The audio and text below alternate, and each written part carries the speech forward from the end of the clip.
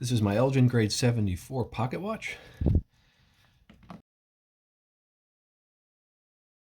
For me, this was a watch that I've had for a while. I bought this watch without a case, so this is a replacement case, but I think appropriate for the era that this watch was made. This is an Elgin grade 74 from about the mid 1880s, and I serviced this watch a couple years ago, and would like to see if I can make it run any better now that I know a little bit more about this watch repair hobby. I think I've gained some skills. So let me open this up and begin the service. So I have a case knife which I need to open the bezel. This is a hinged but snap-on type bezel. And just wedging it in there. There we go. Okay. So this is a pendant set pocket watch. As you can see, there's no lever, although there is a cutout in the case. It's a dual purpose case. And so both setting and winding are handled by the pendant, either in the winding position or in the setting position. A nice dial on this watch. There's a little bit of a flaw right here. I think this is from the manufacturing process. It's possibly been dented, but other than that, and there's some issues at the bottom here. But other than that, I think this this dial is pretty much perfect. I'll probably give it another good cleaning. But I like how it looks. I like the Roman numerals. I think that's a really nice look. And you have this peculiar 4 o'clock, which is a telltale of an old watch face. And it says Elgin National Watch Company on the dial. Good bluing as well on these hands, so I want to preserve that. The first thing I'll do is remove these hands now. So I'll set the minute and hour hand together and grab my levers.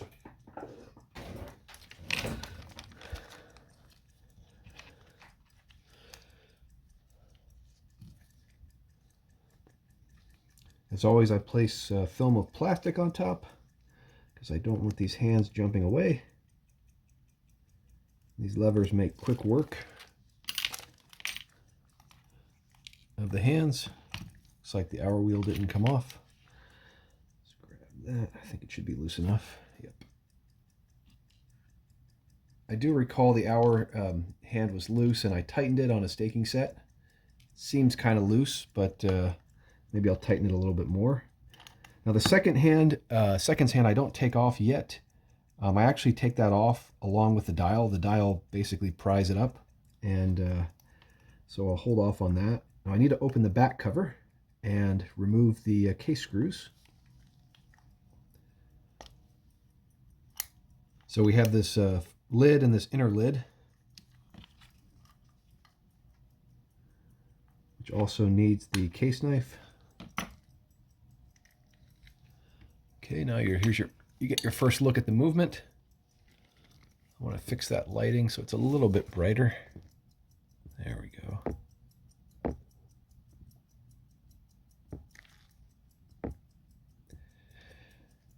And I like this movement because of the bluing on the screws.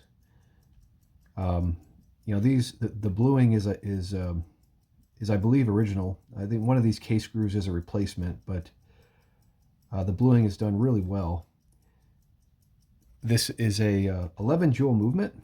That means you have jewels on the gear train on the top plate, but not on the bottom plate. I think that was a marketing idea. So it looks like a highly jeweled movement, and for the era, it actually is a a decent number of jewels. But your higher jeweled movements, like your 15 and your 17 jeweled movements of the era, would also have jewels on the bottom plate. So let's take out those two case screws and remove the movement. So with these screws, I should be able to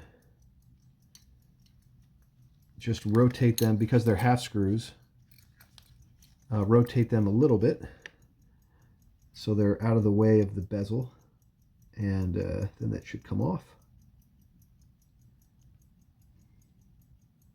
They weren't very tight, at least that one wasn't. Now when I loosen this screw, the movement may just fall out. Let's hope it comes out without too much trouble.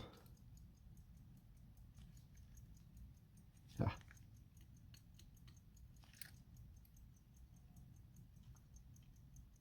There we go. Okay. Now there's our movement out of the case. I'm going to go ahead and remove these case screws all the way, because they are going to need to come out.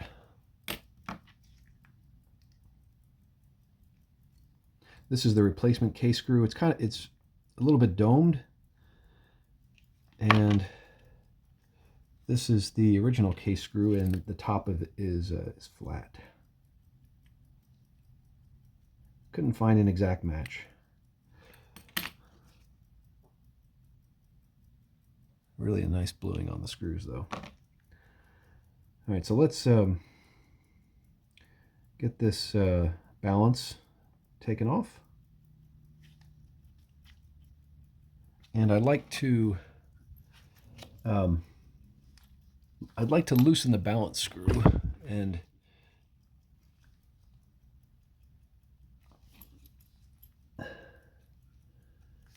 just remove the balance cock, not the wheel.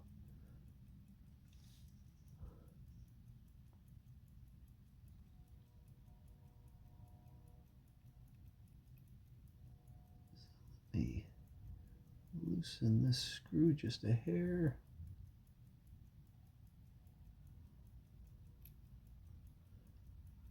I've just dressed these screws so they're good and sharp and polished.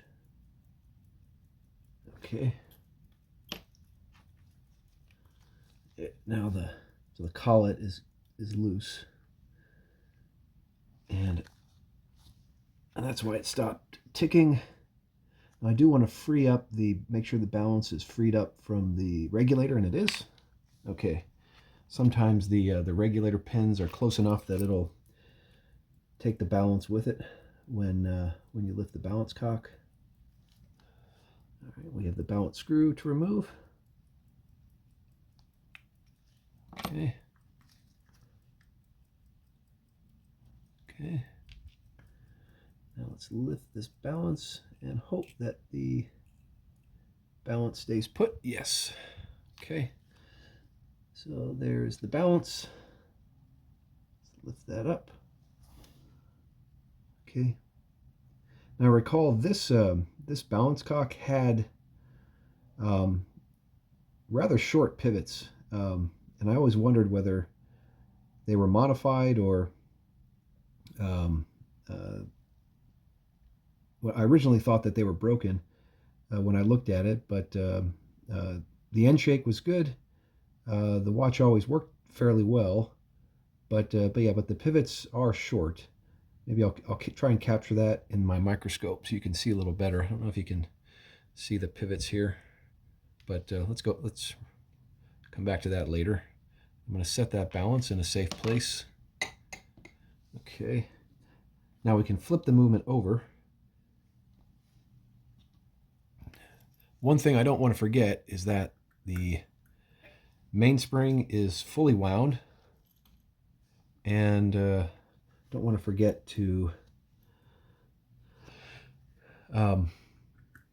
draw down the power before I remove the mainspring.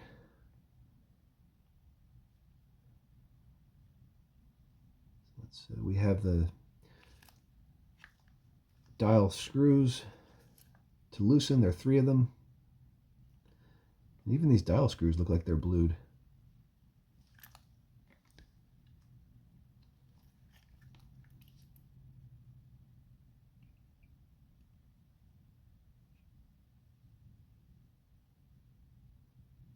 Okay. All right. Next, I'll pry off the dial. So I use a screwdriver to get started at least. And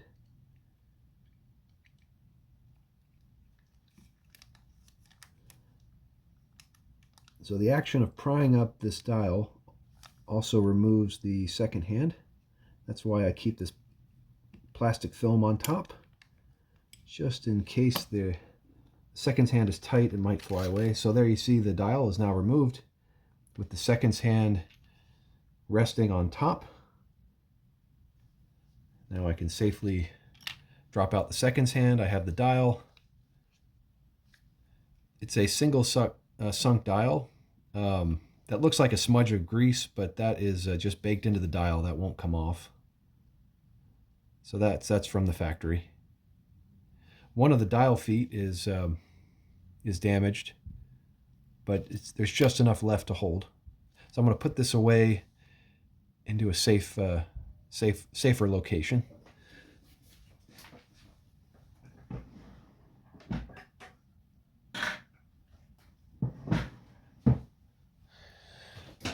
And we get our first look at the setting mechanism. Before we get too far in, though, I do want to unwind the mainspring. One thing I will do, though, is I'm going to take off this center wheel, because that will fall off as soon as I flip the movement over. And this minute hand, too, or minute wheel, might come loose.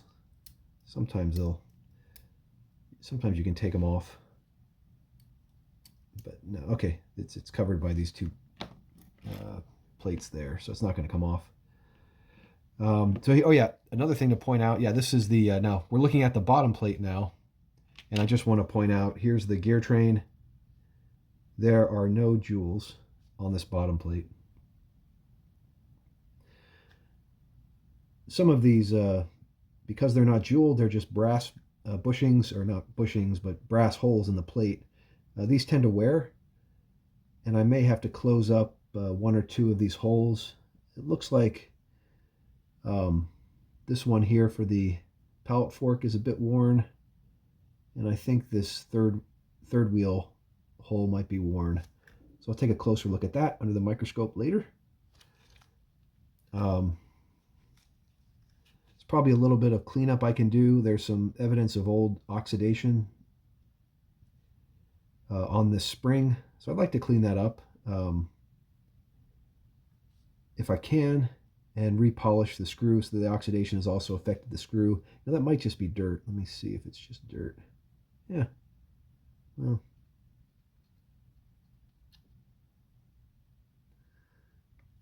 maybe not. Some of it is oxidation. All right, so let's unwind the mainspring now.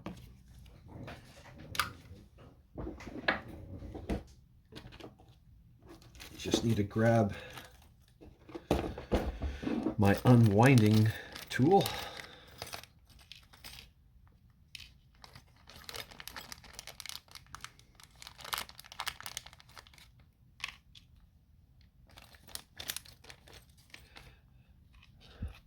So in these old pocket watches, the click spring is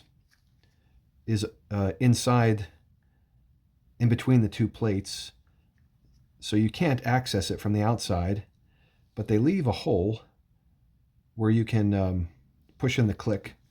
And so what I've done is I've just taken a sewing needle and blunted and smooth the end of it, and that's going to press in the click. So I'll get that set up. I'm not going to push it in yet. Now this is fully wound, So there's probably going to be a lot of force here when I first release the click. And I have my unwinding tool in. So if I can even unwind it, there's a question whether I can do that. If I can't get it going, we may not get very far, but let's see. So you want to start to wind it and then push in the click, and then should unwind.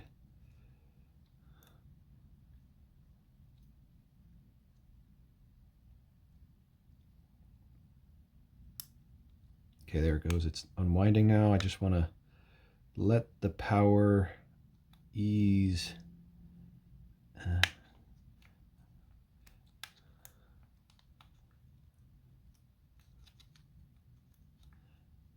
Down. We don't want the mainspring to release all at once, because that might damage the spring. But it is unwinding.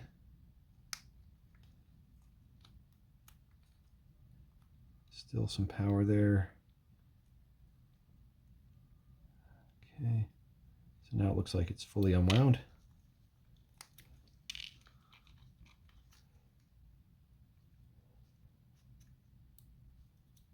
Okay, should have an unwound mainspring now. Just give it one more check while we're here. I'd hate to have some power left on this mainspring and not know about it.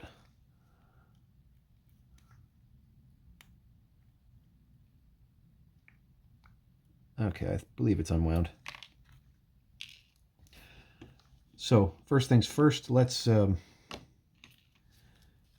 remove we'll work on this top plate. And I want to, so whenever you're working on the top plate, always remember the fourth wheel pinion is proud of the plate. We don't want to damage that. So if I can, I will lift up the cannon pinion. Probably not. Okay.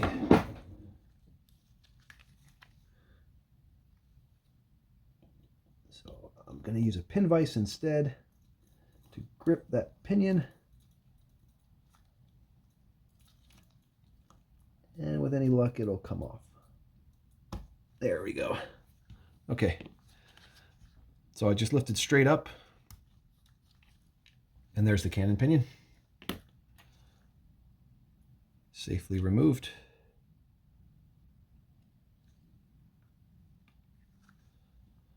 Okay, let's proceed with removing the rest of the gear train, or the rest of the motion and setting work. Okay, so what do we have? We have a set spring, some sort of setting spring here, and we have another spring here.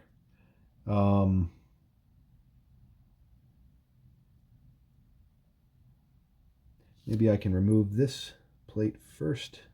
The screw is loose. Wonder why.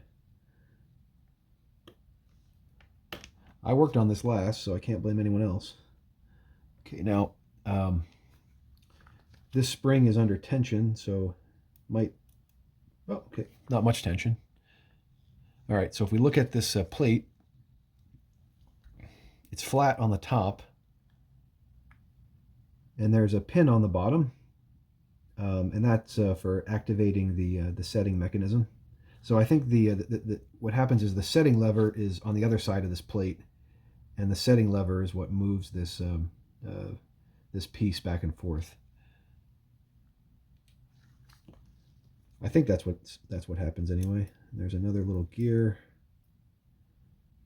right here with oh, there's a spring underneath it. Is there a screw on that spring? How is that held in? My lighting is not good.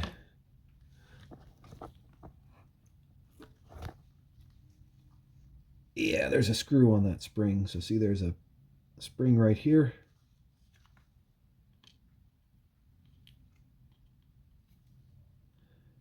Okay, that just sat on top of the spring. Okay, now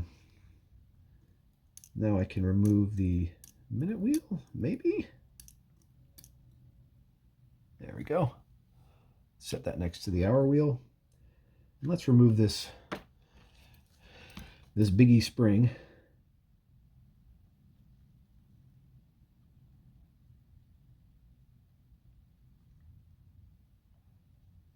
There should not be any tension on this spring.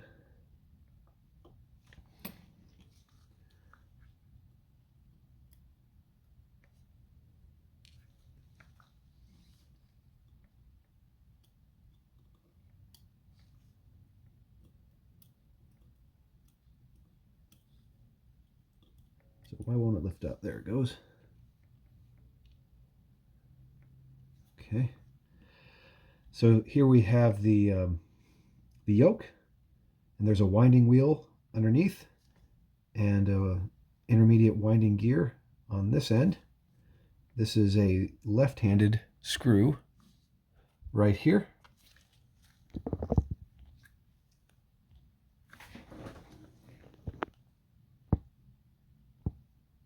I'm just refocusing the camera right now, guys and gals.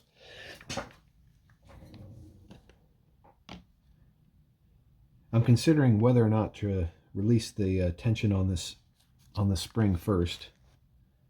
What I'm worried about is damaging that spring if I try and release the tension right now. I don't think it will. So with my small screwdriver, where is it? Here it is. Let's loosen that screw a little bit. Oh, it's tight. There it goes. Now let's see if I can release the power on this spring. It's not wound. It's not. There doesn't seem to be any tension on it right now. Kind of would like to. I'm going to lift this plate first. Since there's no tension on this spring, I'm going to lift up the yoke first. All right, let's remove that. Remember, left-handed screw, so we turn it, or I turn it clockwise to loosen. Even that screw wasn't very tight. Okay, I think I'll polish that screw before I put this back together. Okay, set that down. There's a washer, and this is the yoke.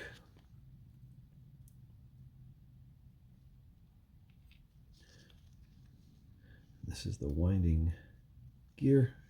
Well, this is the intermediate winding pinion or gear. This is the winding gear, but I want to remove this spring because it's in the way. We have another spring here I got to remove next. Okay, so take this rather complex looking spring out of the way. I love these tiny screws. I hope I don't lose them. That reminds me, while I'm working on this tiny screw, I do want to retighten the dial screws so that they don't come loose while I'm cleaning the watch. Hate to lose one of those. Now this wheel, okay, sometimes when you can't lift a wheel up, you can just turn the movement over and the wheel will fall out. That's the winding wheel. Let's see if we can get another look at it. So that's the bottom of the winding wheel and the top. And let's remove this little guy.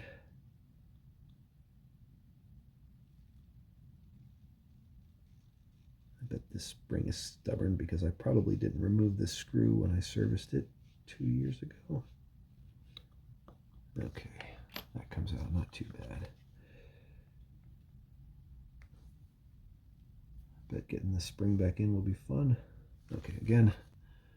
So looking at this spring, it's bent right here and it's bent going upwards. Okay. So there's that spring. Okay, so looks like everything is off on this side. Let's flip the movement over and disassemble the gear train.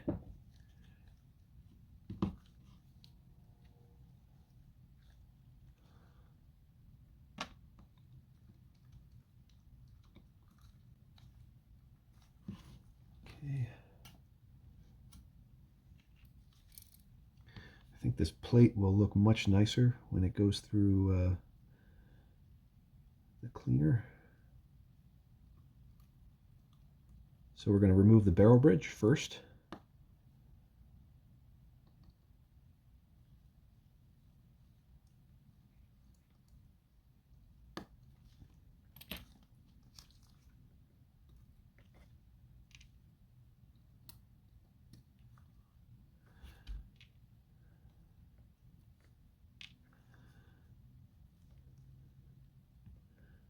How do I lift this up? There's nowhere to pry it up. Okay.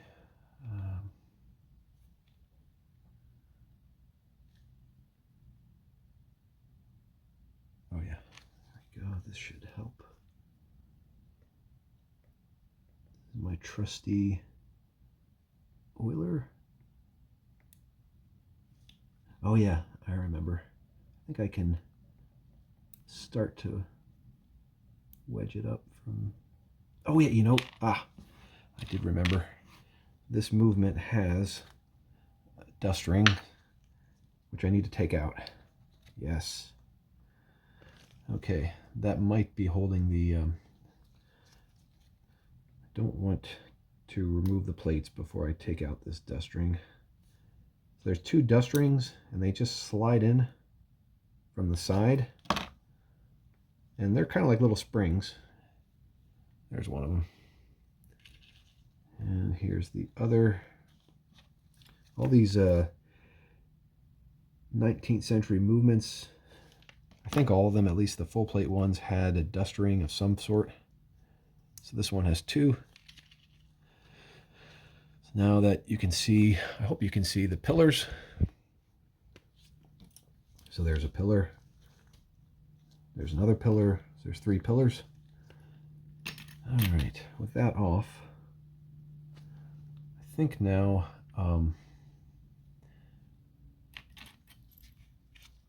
I can wedge up this plate from the side. There we go.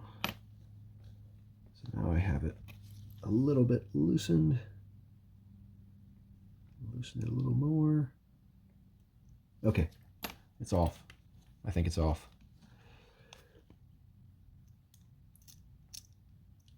Yeah, the bridge plates are much heftier than the train bridges, or the barrel bridge. I mean, is much heftier than the. Forget what I was saying. All right, that's off. Now you can see. Okay, so this is the ratchet wheel. This is the click. What did I do with that? Okay.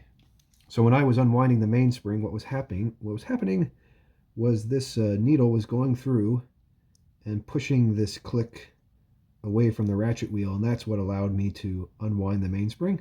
So pretty simple mechanism.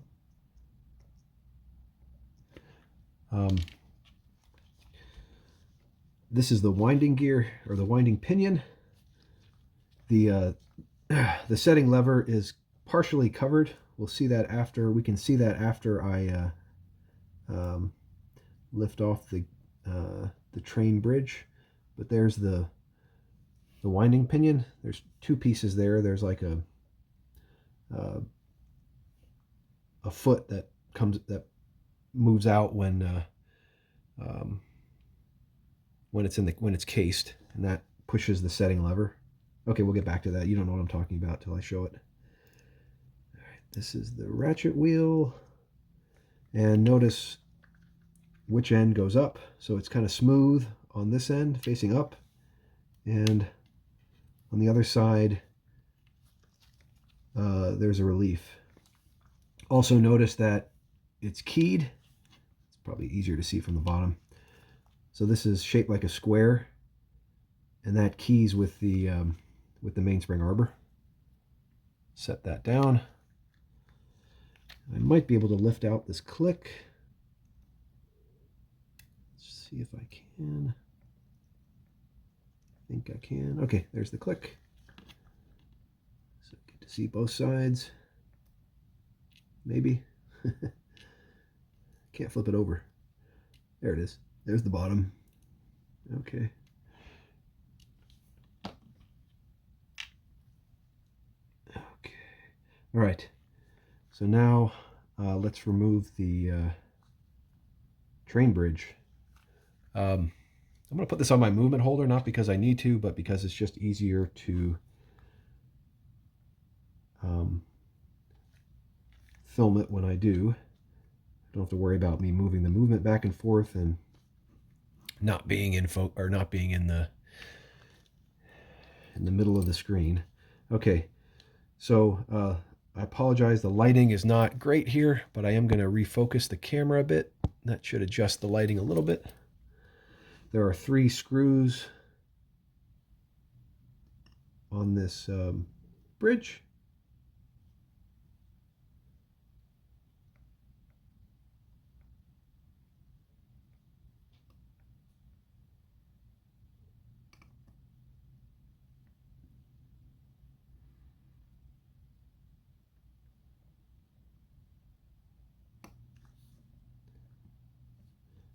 It's funny, so this screw is not blued, but you don't see this screw when the barrel bridge is on. It covers that one screw, so you don't notice that it's a non-matching screw. Okay, let me take that off before I devalue this watch anymore. Okay. I don't know if that's original or not. They may just not have blued it because you can't see the screw.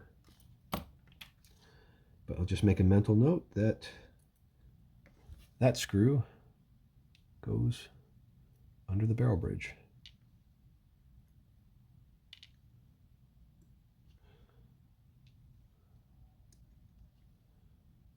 Okay, now I want to lift up the this bridge,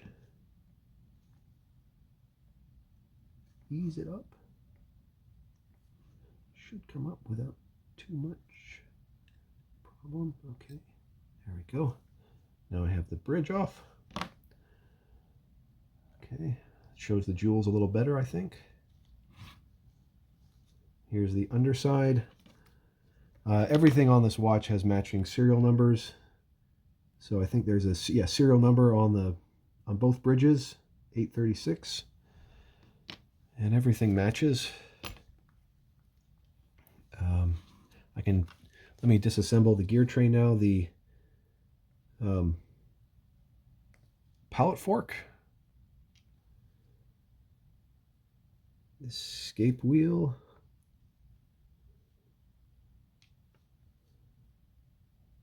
the 4th wheel, which we remember is the post for the seconds hand.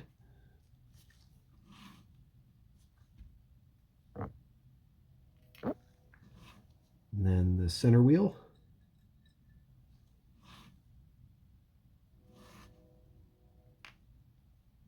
And the 3rd wheel.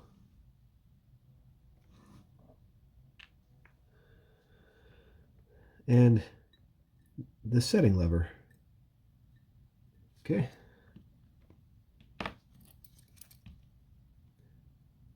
Kind of a star-shaped piece.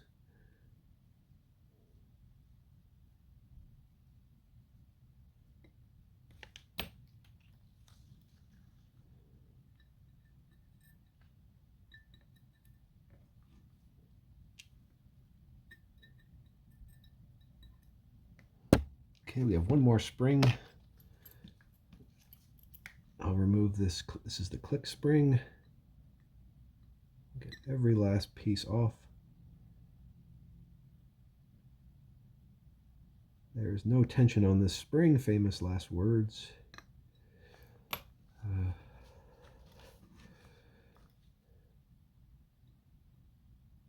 okay. I don't know why the spring came off with the click spring, or the screw came off with the spring. That's fine. And the last thing is to remember to put the case screws back in. Am I on camera? Or they will fall out, or they might fall out during the cleaning process.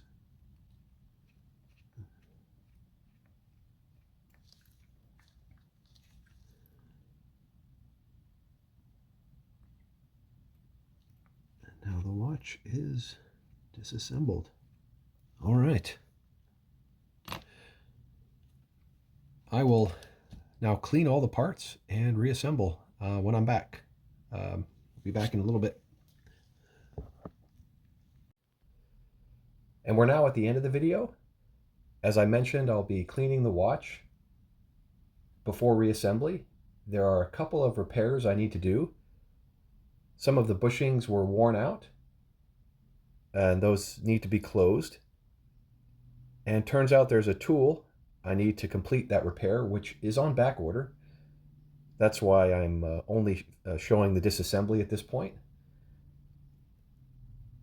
I hope you enjoyed the new format, filming without any editing. Pretty much everything in this video was filmed unedited. I'm not married to any particular format, so I'll probably sometimes edit and sometimes film unedited going forward, and seeing what works out better. So with that, I'll leave you. Happy holidays, everyone. This is Red Vitus. Thanks for visiting my channel, and I hope to see you again.